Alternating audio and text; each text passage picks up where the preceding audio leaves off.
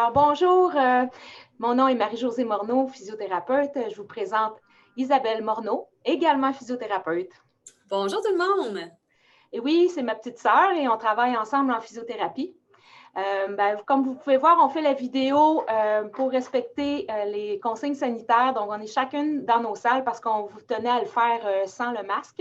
Et puis, je tenais à ce qu'Isabelle soit présente aussi par son expertise dans le traitement de la région tête, cou, mâchoire. Ça va être important parce que la capsule que j'aimerais vous parler aujourd'hui, ce sont les malaises qu'on peut avoir lors du port du masque prolongé et qu'est-ce qu'on peut faire pour les atténuer.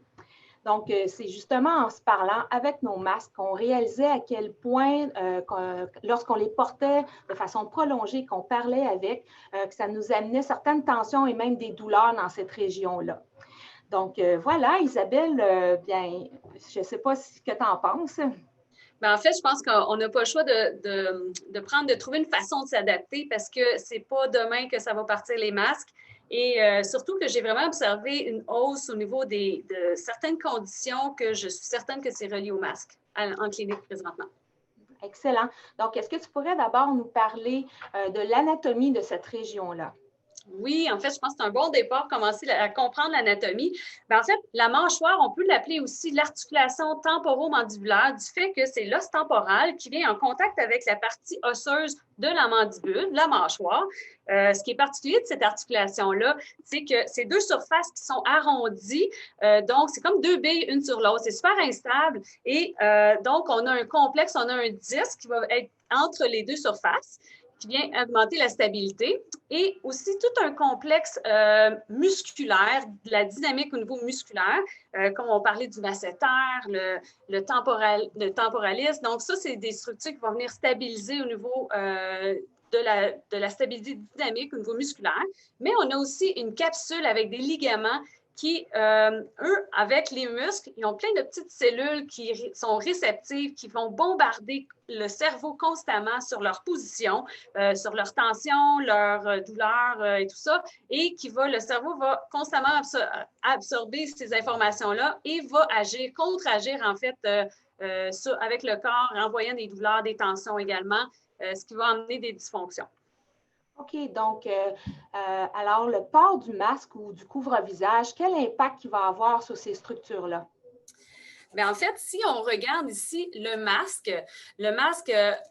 l'appui qu'il y a au niveau de la mâchoire et l'élastique qui va être en arrière de l'oreille va offrir une certaine compression au niveau de la mâchoire.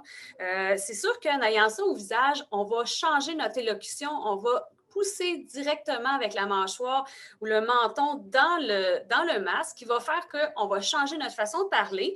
Et aussi, on va l'utiliser, si vous allez voir, vous allez vous en apercevoir, on va essayer de l'utiliser aussi pour corriger le masque, la position du masque, sans y toucher avec nos doigts. Donc, ça va faire en sorte qu'on va changer notre façon de faire, la biomécanique. On peut penser également au niveau du cou. Si on parle plus fort, on a tendance à parler plus fort ou écouter. Donc, ça va faire en sorte que notre position de tête va être plus par en avant, ou même l'inverse, on va être trop en hyperflexion dû au fait que le masque va obstruer un petit peu la vision.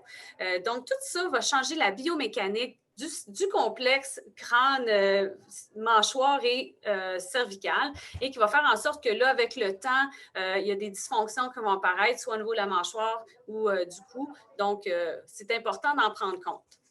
OK, donc je vois vraiment que le port du masque brime la liberté de l'articulation de la mâchoire et de son mouvement.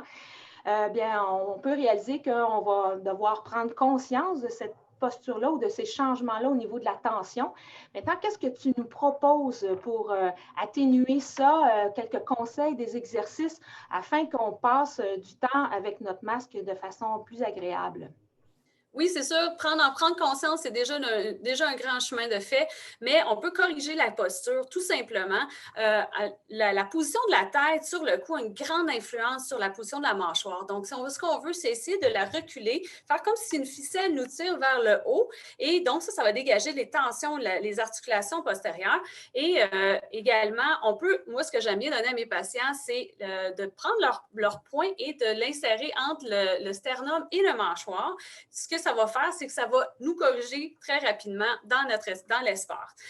Également, on ne pense pas souvent à la langue, mais la langue a un impact également au niveau des tensions et aller corriger la position de la langue au niveau du palais qui est plus rugueux, juste derrière les dents, va faire en sorte que la langue et toute la structure vont se relâcher également.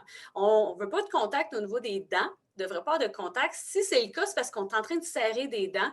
Donc, si on s'en aperçoit, évidemment, on peut prendre notre poing encore et venir appuyer contre notre poing pour offrir justement la résistance opposée au réflexe de compression, de serrer les dents.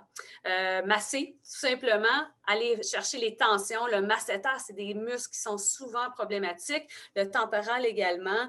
Aller chercher les sous-occipitaux qui, dû à la position avancée de la tête, va faire en sorte qu'ils vont être raccourcis, compressants aussi. Tous les muscles du cou vont faire un beau massage, vont faire vraiment, vraiment du bien. Aussitôt qu'on peut retirer le masque, on essaie de le faire de façon appropriée, évidemment, et de se donner des pauses aussi. Et si ce n'est pas le cas, avec ou sans le masque, on peut travailler la mâchoire, aller chercher les fins d'amplitude juste pour étirer les capsules, étirer les muscles, soit en ouvrant, faire des grimaces et apporter aussi la mâchoire sur les côtés. Ça va vraiment détendre la capsule et les muscles autour de la mâchoire, évidemment, selon tolérance. Même chose au niveau du cou, aller chercher des rotations des côtés pour aller soit étirer les muscles et toutes les capsules pour vraiment aller chercher une belle détente à ce niveau-là. C'est vrai qu'on a souvent le réflexe d'aller s'étirer dans les fins d'amplitude de nos mouvements, soit de la mâchoire ou du cou, pour avoir un sentiment de détente, une impression. Le fait aussi d'appliquer de la chaleur locale, non seulement c'est réconfortant, mais aussi ça va enlever un petit peu de tension. Donc, c'est des bons conseils. Alors maintenant qu'on aurait suivi tous ces conseils-là, mais que la douleur persiste ou qu'il y a même d'autres symptômes qui apparaissent, quand est-ce que c'est le bon moment pour consulter? En fait, on peut consulter à tout moment, évidemment, mais surtout quand les douleurs, les tensions, les raideurs, là, vraiment viennent brimer votre quotidien. Là c'est le temps de venir consulter. Surtout lorsqu'on ouvre la bouche, par exemple, et là, on commence à avoir des déviations au niveau de la mâchoire, ça commence à craquer, des douleurs locales ou irradiantes aussi, blocage, que ce soit la mâchoire ou même cervicale. On peut aussi expérimenter des engourdissements, des symptômes d'engourdissement ou de douleurs qui réfèrent dans les bras, dans les membres supérieurs. Là, c'est temps de consulter absolument.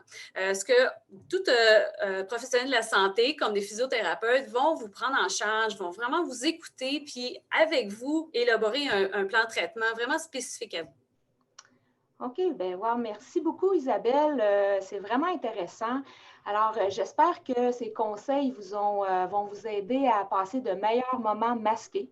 Je vous souhaite aussi beaucoup de courage et de résilience. S'il y a quoi que ce soit, vous avez nos coordonnées au bas de la vidéo pour répondre à vos questions. Ça va nous faire plaisir. Et puis, ben, je vous souhaite quand même que ça se passe de façon agréable. Je te remercie beaucoup, Isabelle. Merci, Sorette.